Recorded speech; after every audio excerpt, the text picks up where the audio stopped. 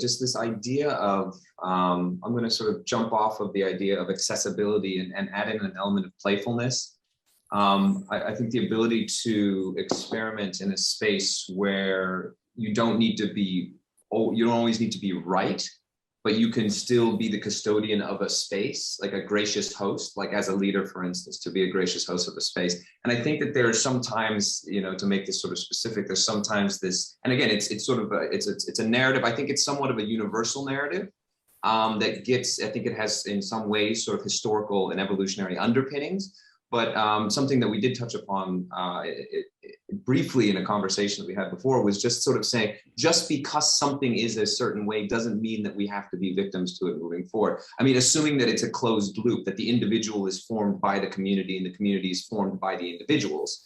Like that's a closed loop, but there is a capacity as individuals to have some agency and say, okay, as Teresa was saying, how is this serving me? And if it's not, then one of our greatest adaptive capacities as a species is the ability to change, to sort of focus our awareness elsewhere, and then use that to sow a new behavior, that new behavior to sow a new habit, that new habit to potentially create a new state of being for ourselves.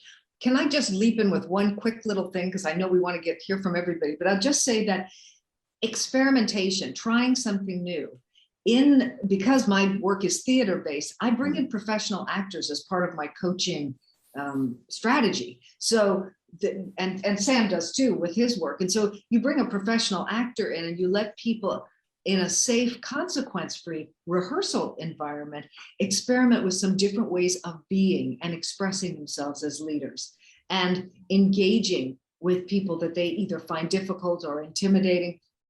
And it can be transformative.